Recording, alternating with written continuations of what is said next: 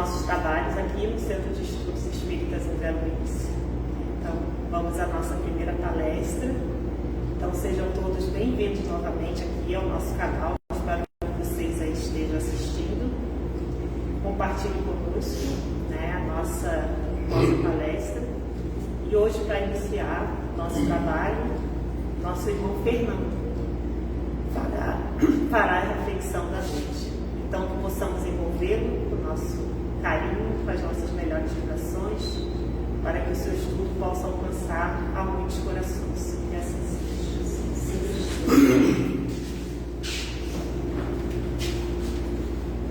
Então, boa noite a todos, encarnados e desencarnados presentes, com certeza são muitos. Então, eu tive esse privilégio de fazer a última exposição do ano e a primeira deste ano.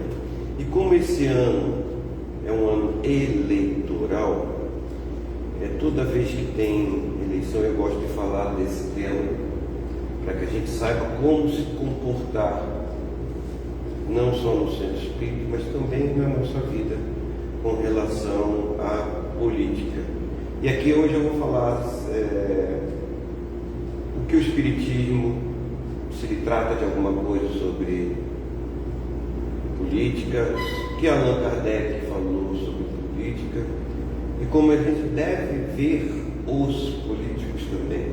Qual a nossa reação com relação a isso? Então, todos os cristãos, eles conhecem essa frase de Jesus: dai a César o que é de César e a Deus o que é de Deus. Porém, ela é bastante ignorada.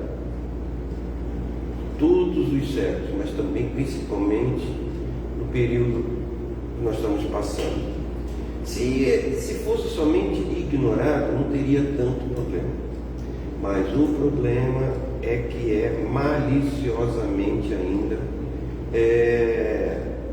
deturpada nos tempos atuais, visando interesses mesquinhos que nós vamos ver adiante.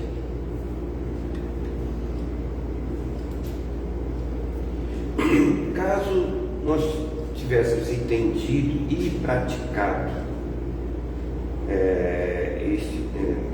este ensinamento, muitas batalhas, muitas guerras teriam sido evitadas. E nós vamos ao longo dessa exposição saber o porquê dessa afirmação do nosso mestre.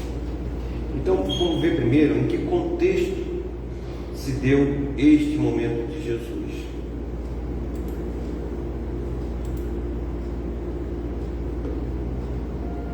É um breve videozinho bem rápido. Sabemos que és homem de verdade e de integridade, porque não olhas a aparência dos homens, antes congeladas sigas o caminho de Deus. É lícito dar tributo a César ou não? Daremos ou não daremos? Por que me tentais, hipócritas? Mostrai-me a moeda da fruta. De quem é esta imagem e inscrição? De César. Dai, pois, a César o que é de César, e a Deus o que é de Deus. Olha a mão dele.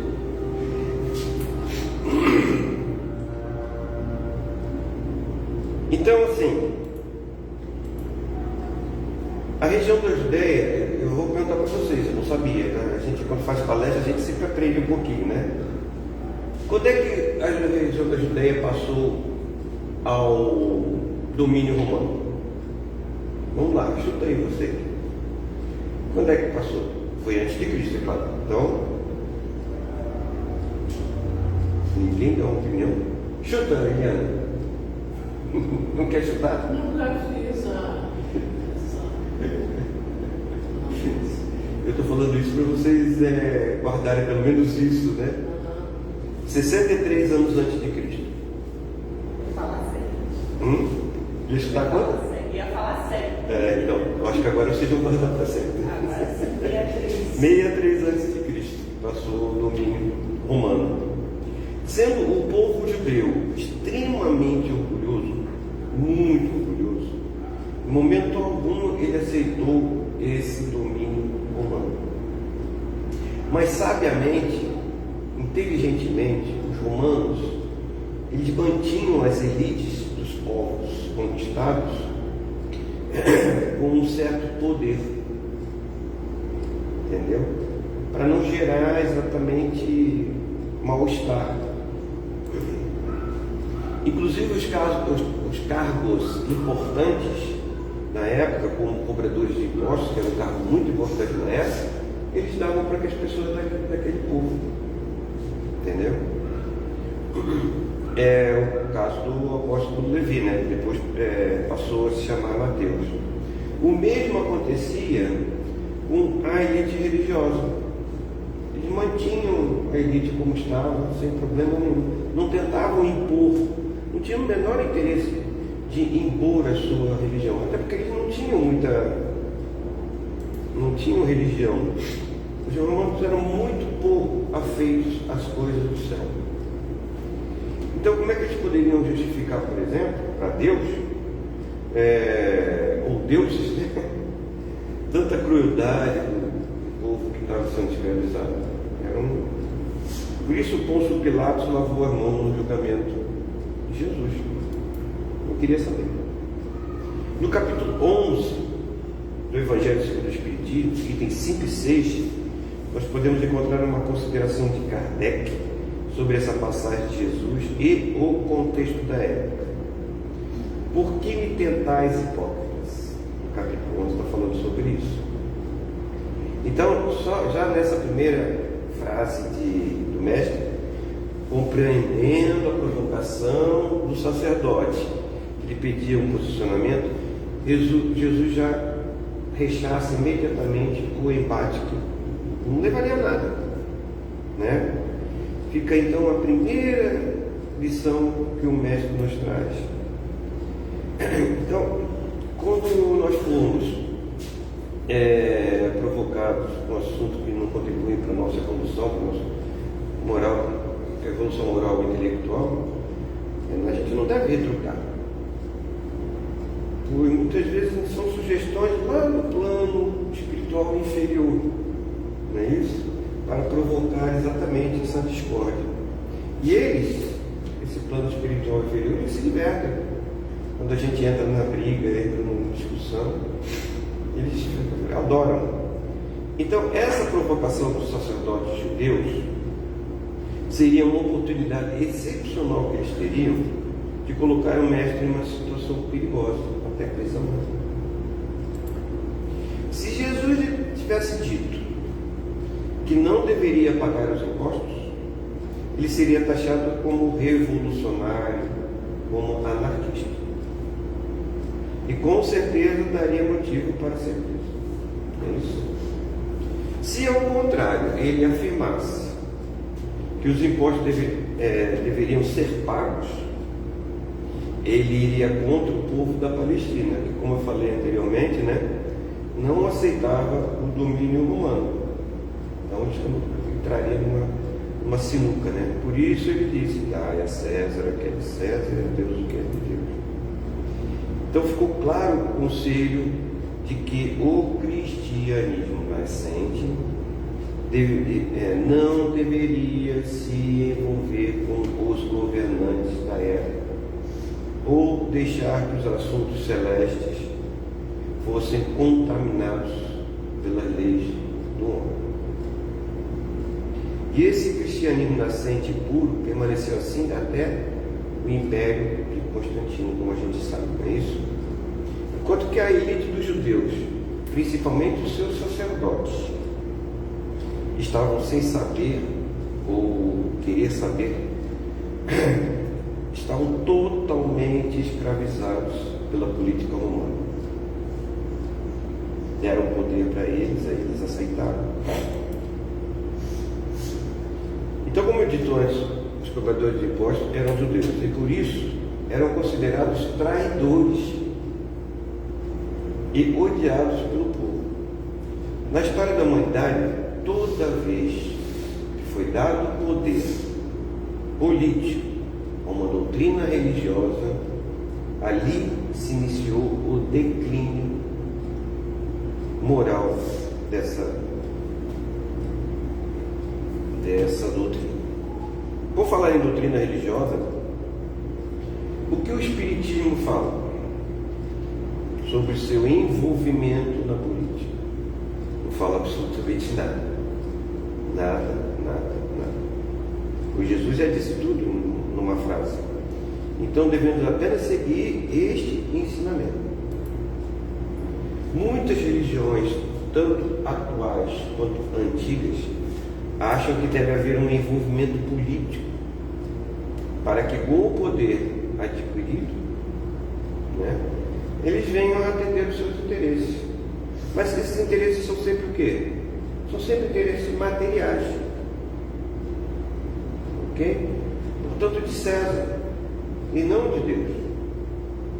Se esses interesses fossem pelo bem de todos, vamos dizer, nós estamos entrando na política, mas nós queremos que toda a população seja beneficiada. Tudo bem, não teria problema nenhum. Independente da escolha religiosa, ainda poderia ter um valor, mas são quase sempre interesses particulares dessa doutrina.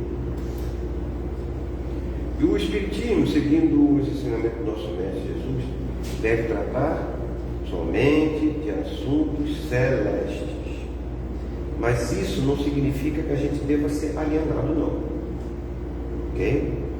O que se deseja é que na casa espírita e no ambiente espírita não se tenha em hipótese alguma considerações políticas.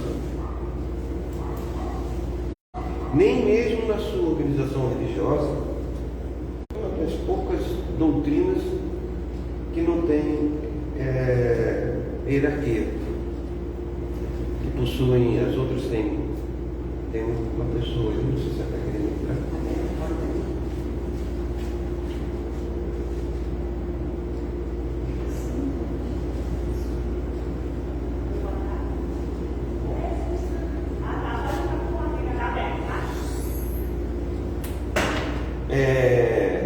Nas outras doutrinas que possuem padres, sacerdotes, o Espiritismo não. O Espiritismo não tem padre, não tem sacerdote, não tem pastor, não tem religioso, enfim, Não. As casas espíritas, elas só possuem hierarquia administrativa, quase sempre sem remuneração. Tem umas casas espíritas muito grandes, às vezes que mantém-se aberta 24 horas, o dia todo, deixa eu ser 24 horas, o dia todo, e precisam pagar, por exemplo, uma secretária. Isso acontece, mas não no caso de ser o diretor, o presidente. Boa tarde, sejam bem-vindos. Boa tarde, sejam sempre bem-vindos. O nosso assunto é aqui, dai a César o que é de César e a Deus o que é de Deus. Então, nós, espíritas, não temos esse tipo de hierarquia. Nós temos a hierarquia somente administrativa. A mesma importância que eu tenho aqui nesse momento, vocês aí da plateia têm, o tesoureiro, o presidente, o vice, a mesma importância que nós damos a qualquer pessoa. Mesmo nas cidades espirituais, também lá nas cidades espirituais só existem títulos, os títulos administrativos. Mesmo assim, essa hierarquia se estabelece automaticamente pelo adiantamento moral que esses espíritos têm adquirido. Kardec falou algo sobre política. Olha, pelo que eu vi no livro dos Espíritos, ele falou somente indiretamente. Nós vamos ver o que ele falou. Na terceira parte, capítulo 8 do livro dos Espíritos, intitulado Progresso da Legislação Humana, os Espíritos, através de Allan Kardec, trataram desse assunto. São apenas 4 questões tratadas nesse livro. Mas eles trataram apenas sobre a legislação humana, que não deixa de ser uma parte da política, deixando claro que não tem interesse nenhum em se aprofundar no assunto política propriamente dito. E a primeira pergunta é a de número 794, que questiona: poderia a sociedade reger-se unicamente pelas leis naturais, sem o concurso das leis humanas? E o que são as leis naturais? Leis naturais são as leis de Deus. Então, você pode ler também dessa forma, né? Nós podíamos legislar somente com as leis de Deus? E a resposta dos Espíritos foi: poderia, se todas, eu botei até entre parênteses aqui porque não está na resposta, que se todas as sociedades as compreendessem bem. Se os homens as quisessem praticar, elas bastariam. A sociedade, porém, tem suas exigências, são-lhe necessárias leis especiais. Então, a partir do momento que nós começamos a viver em grupos, lá no tempo das cavernas, vilas, depois cidades, ou seja, em sociedade, passou a ser necessária a criação de leis para regulamentar os nossos procedimentos, o nosso estado evolutivo atual. Qual é a primeira instituição que precisaram acontecer leis ou regras que sejam, não precisa ser leis? A primeira instituição é a própria família, que é a primeira instituição da sociedade, né? Lá no tempo das cavernas, já a família. E aí precisaram ter regras. O marido vai caçar, por exemplo, a mulher vai fazer outra coisa, os filhos vão fazer outra coisa. Ali já começa. A segunda instituição que aconteceu na humanidade é o exército, ou seja, homens que se juntavam para garantir a segurança daquele grupo que eles viviam, né? Também precisaram de regras, precisaram de leis. Entendeu? Então nós ainda estamos nessa situação até hoje, nós ainda estamos precisando de leis. Então vocês imaginem se no baixo grau evolutivo que nós nos encontramos, se não tivéssemos essa leis. Kardec continua a tratar do assunto na questão 795, quando pergunta aos espíritos: qual a causa da instabilidade das leis humanas? A resposta dos espíritos foi: nas épocas de barbárie, são os mais fortes que fazem as leis, e eles as fizeram para si. À proporção que os homens foram compreendendo melhor a justiça, indispensável se tornou a modificação delas. Quanto mais se aproximam da verdadeira justiça, tanto menos instáveis são as leis humanas, isto é, tanto mais estáveis se vão tornando, conforme vão sendo feitas, para todos eles se identificam com a lei natural. Ok? Como tudo que vem de Deus é perfeito, suas leis também são perfeitas. Sendo assim, conforme for acontecendo a nossa evolução moral, a nossa evolução intelectual, menos nós vamos precisar das leis humanas. Na questão 796, Kardec pergunta: no estado atual da sociedade, a severidade das leis penais não constitui uma necessidade?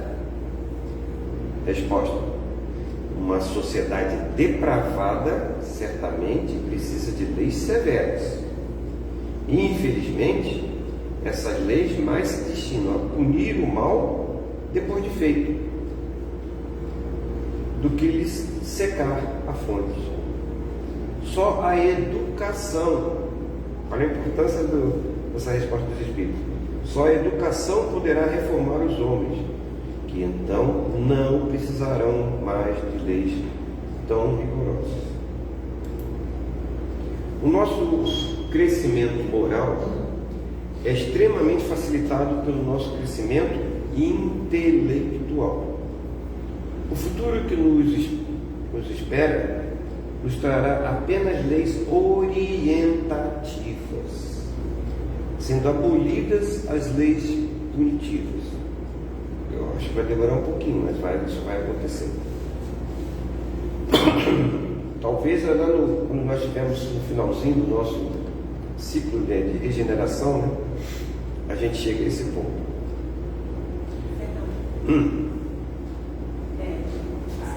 Mas a resposta que eu lembrei, acho que foi essa semana que estava dando no jornal do almoço, a questão do feminicídio, que aumentou muito aqui em Santa Catarina, que estava falando. E é engraçado que a resposta também, né, da polícia, das pessoas que estão responsáveis por isso, foi isso, que tem que ir na raiz. E a raiz é o quê? É a educação. É começar esse assunto ser tratado na escola, dentro de casa, né? Para que isso não aconteça. Então, não é só a parte da punição, depois, né, matou, vai lá, vai ser preso, não. É para que isso não aconteça. Então, bateu aí, né? E realmente a gente tem que pensar nisso, na questão da educação, na raiz. Né? Ele fala da educação. E as três foi a polícia que falou, uma organização, uma ONG e outra pessoa. Os três falaram a mesma coisa. Esse assunto tem que ser tratado para que isso diminua, para que tenha essa consciência, tem que ser na educação. Vai ter que o Kardec respondeu. Então vamos torcer para que comece. Né? Isso é um assunto que realmente as escolas têm que começar a falar sobre isso. Mas bater, né? Bater. Desde cedo, porque a gente já entende. Porque até um pouco tempo atrás as mulheres não trabalhavam, né? Só os homens. E aí eles era dado muito poder aos homens. Hoje em dia, como a sociedade inclusive mudou bastante, as mulheres estão trabalhando bastante, então isso está na hora de realmente a educação entrar pesado nessa situação, não é isso?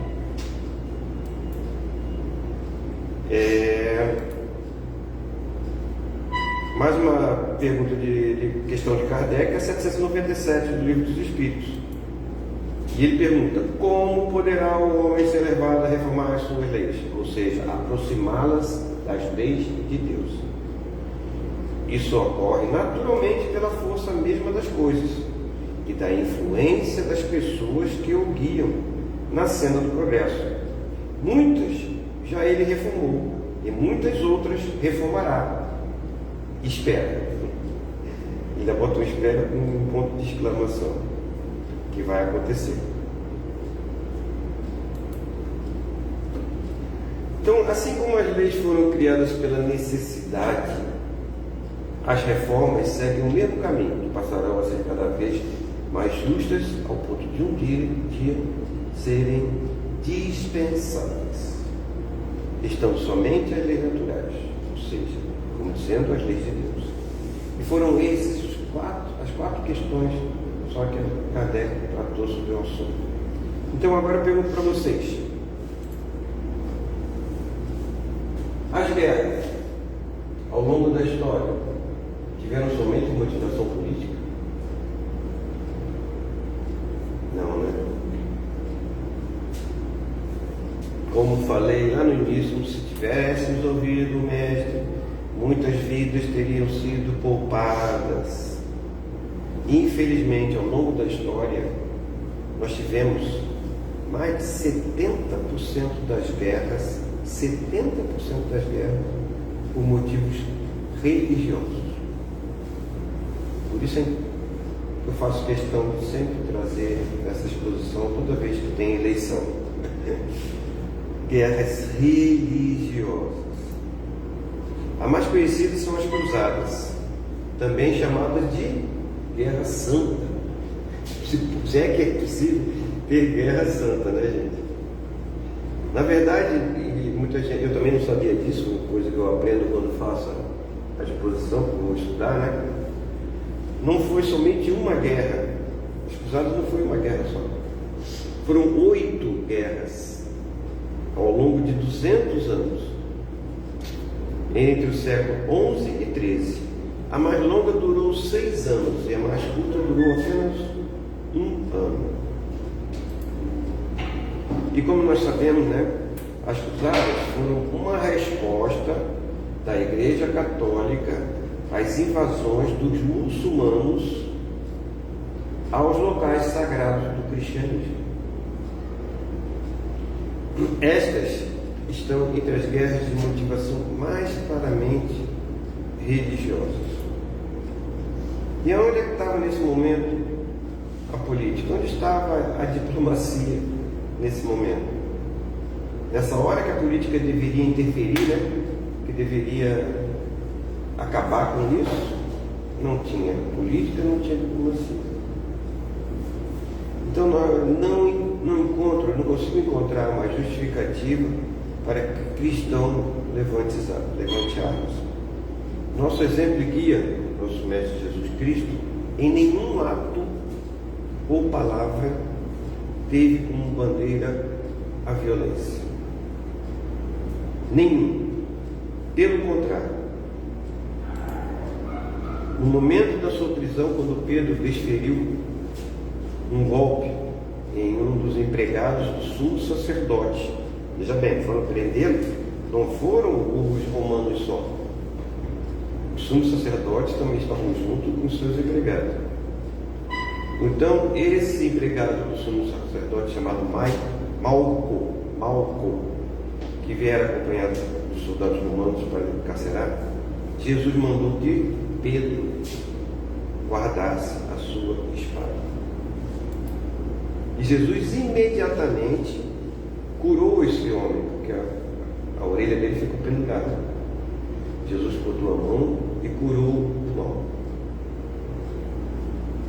Jesus mais uma vez ensina a perdoar os nossos inimigos, ou seja, responder com amor, o ódio e a intolerância. E em seguida Jesus diz a Pedro o seguinte: guarda a espada, pois todos os que empunham a espada, pela espada morrerão. Está aí bem claro a lei de causa e efeito, não é isso? Uma simples mensagem, uma simples frase, quantas lições. Veja o que Jesus falou: em empunhar a espada, não em ferir. Então, basta a intenção de ferir. Então, por exemplo, quem tem em casa, por exemplo, uma arma, já está com a intenção de ferir. Se você pensar sobre esse aspecto, né? Claro que muitas vezes é para se defender, mas outra passagem de Jesus que nos faz lembrar os tempos atuais está relatado por Humberto de Campos, em espírito, né? Ditado a Chico Xavier no livro Boa Nova, no finalzinho do capítulo 5. Refere-se à passagem que Judas Iscariotes deseja arrecadar dinheiro para a missão de divulgação do Evangelho. E o final do diálogo que Humberto de Campos nos relata entre Judas e Jesus é o seguinte: Judas se dirige ao mestre e fala o seguinte: Senhor, a bolsa é pequenina, mas constitui o primeiro passo para que se possa realizar alguma coisa. Jesus fitou serenamente e retrucou em tom profético: Sim, Judas, a bolsa é pequenina, contudo permita a Deus que nunca sucumbas ao seu peso. E foi o que aconteceu, né? Então, particularmente, assim, a gente tem que entender na história, entender bem as intenções de Judas, né? Que Judas, na verdade, foi aquele mais fervoroso trabalhador de Jesus, que mais acreditava que Jesus podia fazer uma grande mudança, entende? Mas só que ele estava vendo, ele estava buscando o reino de Deus aqui na terra, né? Ele não entendeu quando Jesus disse que o seu reino não era desse mundo. E quantos políticos estão sucumbindo ao peso de suas bolsas? Chico Xavier comentou uma vez que visitou antes do desdobramento, lá no lugar, no Brau, o local para onde vão grande parte dos políticos que desencarnam. E relatou que a situação destes é extremamente lamentável e degradante. Então, por esse motivo, um conselho, até para a nossa evolução espiritual. Ao vermos uns escândalos de corrupção, de roubo, procuremos não nos revoltarmos com relação a isso, e sim orar por esses infelizes que fazem esse tipo de coisa. Eu sei que é muito difícil, né? A gente não se revoltar, não ver uma roubalheira e não se revoltar. Mas a gente sabendo, como o Chico Xavier viu, que situação esse pessoal chega lá no plano espiritual, entendeu? A gente só tem que ter pena desse pessoal. Tá bom? É difícil, mas vamos fazer um exercíciozinho e não se revoltar, não ficar xingando. Bom, uma marinha aqui um pouquinho.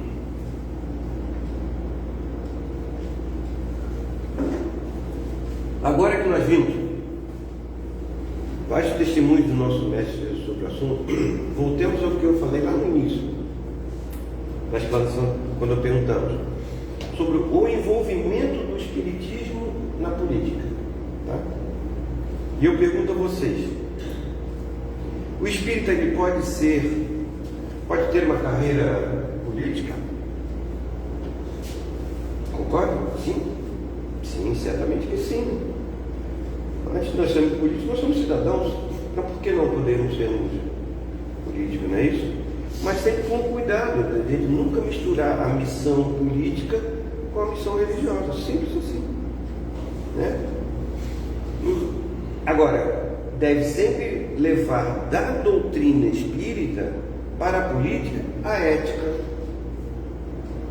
a moral cristã, a caridade. Isso a gente tem a obrigação de levar para a política, caso a gente queira ter um cargo político. E eu trago para vocês agora 3 personagens do Espiritismo que exerceram cargos políticos. Bezerra de Menezes, por exemplo. Inclusive eu ia fazer palestra sobre Bezerra de Menezes hoje, eu acabei mudando. Por 30 anos ele foi um eminente político brasileiro, muito importante. Inclusive alguns anos atrás o Senado incluiu Bezerra de Menezes no rol de heróis e heroínas da pátria, poucos anos atrás. Um reconhecimento ao médico dos pobres pelos seus trabalhos, não só na política, mas como filântropo. Veja que esse reconhecimento ocorre mais de 120 anos após o seu desencarne, né? Ele desencarnou em 1900. Quando o Bezerra de Menezes ingressou na política como vereador aos 29 anos, ou seja, em 1860, ele ainda era católico, tá? Não era espírita ainda. E por que eu vou falar isso? Esse cearense, ele pouco antes de se despedir do seu pai, saiu lá do Ceará para vir para o Rio de Janeiro, ele veio para estudar medicina, né? Conseguiu angariar um dinheiro para vir para o Rio de Janeiro. Recebeu um pedido do seu pai para nunca ingressar na política, porque lá o pai dele tinha sofrido muita perseguição por causa de política, teve que inclusive mudar de cidade, porque ele estava sendo ameaçado de morte. E aí ele pediu para nunca ingressar na política. Talvez por isso ele relutou tanto para aceitar os pedidos dos seus pacientes humildes, né? Que ele atendia a todos, que queriam que ele como sendo um representante na Câmara. Porém, o apoio e a insistência da sua esposa o fizeram mudar de ideia e ele foi eleito assim, de lavado, com muita facilidade. E sua posse quase não aconteceu porque ele era militar, né? Ele era cirurgião mor do exército. E pela lei daquela época, não poderia exercer os dois cargos. Ele deixou o exército, continuou como político. A sua esposa, que tanto incentivou nessa missão, né, para ele entrar para a política, desencarnou 3 anos mais tarde. Então, o seu contato com a doutrina espírita foi somente em 1864, quando recebeu de presente do amigo no Livro dos Espíritos, e ele veio lendo no bonde o Livro dos Espíritos. Era um caminho longo até lá na Tijuca, onde morava na Tijuca, onde eu morava. Ele vinha lá da Zona Sul, de bonde até, e ele veio lendo. Quando ele chegou, ele ficou impressionado com o que viu. E se identificou tanto que em 1866 ele declarou-se publicamente espírita. Ou seja, 6 anos após a sua entrada na política. Tá? Por que eu estou falando isso? Então, 1 ano depois de se declarar publicamente espírita, ele vai se candidatar, ele era vereador, vai se candidatar a deputado federal. Porque o Rio de Janeiro era a capital, né? Brasil. E naquela época, a esmagadora maioria da população era católica, coisa de 95% a mais era católica. E o espiritismo, ele sofria ataques diários da igreja. Até que eu falei isso na exposição passada, quando estava falando de Eurípides Barçanufo, né?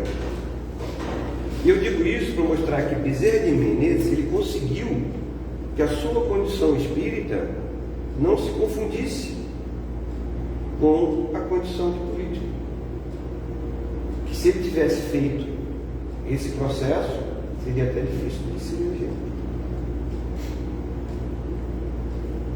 Ele também teve uma importância muito grande para revogar a lei que proibia reuniões espíritas, como eu falei no Barçanufo, né? Na palestra do Barçanufo, e de outras seitas, que era proibido no Brasil. Mas ele conseguiu, com uma luta danada na Câmara, revogar essa lei. Outro espírita que eu admiro muito, eu gosto muito de falar sobre ele, foi político também, sergipano, Francisco Leite Bittencourt Sampaio, espírito elevadíssimo, hoje em dia trabalhando, que viveu no século XIX, um dos principais divulgadores do espiritismo no Brasil, fundador do primeiro centro espírita no Brasil, um dos fundadores, né? Já no plano espiritual, comunicou-se várias vezes com Ivone do Amaral Pereira, com Chico Xavier e com outros. Tá? No livro Transição Planetária, do Divaldo Franco, o espírito Manuel Filomeno de Miranda comenta no capítulo 20 que Bittencourt Sampaio é embaixador de Ismael. Ismael, como a gente sabe, é o guia espiritual do Brasil. Ele, hoje em dia, ele trabalha muito na espiritualidade. Outro foi Eurípides Barçanufo, que entrou na política. Esse mineiro, né, da cidade de Sacramento, como nós vimos na palestra passada, do Triângulo Mineiro. Espírito também elevadíssimo, que viveu no final do século XIX até o início do século XX. Continua também trabalhando até hoje. Inclusive o José Quirino disse que ele tem aparecido na sessão espírita ali da Juventus de Araújo, o Centro Espírita Juventus de Araújo. De vez em quando ele entra para dar comunicações. Sim, meus irmãos, os espíritas podem ser políticos, podem adotar uma ideologia política, podem sim se filiar a um partido. Porém, deve tomar cuidado de não trazer a política para dentro dos centros espíritas, para dentro do espiritismo. A rede social do grupo espírita não é lugar de assuntos políticos. Isso evita a desarmonia de seus integrantes. Eu não quero nem saber o que a Érica gosta, se gosta de fulano, não me interessa, eu não quero nem saber. Para quê? Porque se eu for um partido político, por exemplo, que eu não gosto, eu já vou ali, Érica, olha a cabecinha da Érica. Entendeu? Então para que eu vou querer esse tipo de atitude? Isso evita a desarmonia do nosso. Eu me lembrei, quando eu estava falando isso, eu me lembrei assim, quando a gente visitava o presídio, agora não está mais podendo ir lá, né? A gente visitava o presídio, a gente falava, né, para os presos, mas a gente não queria nem saber por que eles estavam ali, o que mexiam com isso cometido. Por quê? Se a gente soubesse, meu Deus, aquele cara é um assassino, aquele cara. Aí já ia ver aquele irmão, então para que a gente vai assim, né? Esse tipo de informação. Então nós estamos numa eleição, né? Por isso que eu peço aos irmãos que evitem qualquer tipo de comentário nas redes sociais, mesmo que indiretamente, como algumas pessoas aí tentam fazer. Não só nesse ano eleitoral, mas sempre. Hoje na política, infelizmente, não se discute mais ideias, não se discute mais planos de governo. E sim, são só ataques para denegrir o candidato, denegrir a sua família, atingir a sua família. Então, bom, somos humanos, né? Ainda no nosso início, na nossa jornada evolutiva, né? Tanto moral como intelectual. Então, vamos evitar esse tipo de comentário. Hoje, infelizmente, nós vemos bancadas religiosas na Câmara de Vereadores, bancada religiosa na Assembleia Legislativa, nós vemos bancada religiosa na Câmara Federal, no Senado. Então, para mim, isso é extremamente lamentável. Mostra que, apesar de todas essas doutrinas se intitularem cristãs, parece que eles não entenderam o espírito dessa mensagem do nosso Senhor Jesus Cristo. Dai a César o que é de César e a Deus o que é de Deus. Seria isso que eu teria para comentar com vocês. Por favor, se vocês tiverem alguma coisa para acrescentar, para me criticar ou perguntar, fiquem à vontade. Só a Érica falou. Mas gente, tem que tomar bastante cuidado, porque nós estamos numa casinha aqui que é tão harmônica, né? Cada um faz alguma coisa, cada um. Então, vamos esquecer a política, deixar a política longe disso aqui, para a gente não acabar com essa grande harmonia, né? Eu, às vezes, já peguei algumas intervenções no nosso grupo de confraternização e eu fui lá e fui obrigado a deletar, para não criar cisanha no grupo, não é isso? Tá bom? Seria isso? Então tá. Você mais alguns minutinhos, se quiser falar. Bom, gente, então, vamos tocar a nossa prece de encerramento, né? Senhor Pai de infinita bondade e misericórdia, estamos iniciando mais um ano nessa casinha de oração. E o que eu peço nesse momento, Senhor, é que este ano, como todos os outros anos, desde 2008, nós tenhamos harmonia nessa casa, nós tenhamos muito trabalho também, porque essa é a missão de cada um de nós. Que os nossos irmãos que aqui adentrarem como visitantes recebam as bênçãos dos céus, sabendo que nesse momento, por exemplo, a espiritualidade está agindo sobre nós, nos trazendo os benefícios dos frutos, e que essa harmonia, Pai, que nós temos, perdure por todo esse ano. Que nós tenhamos saúde, que nós tenhamos principalmente bom ânimo, Pai, para continuarmos nessa jornada, e agradecendo sempre por sermos os escolhidos para o trabalho no seu Senhor. Que assim seja.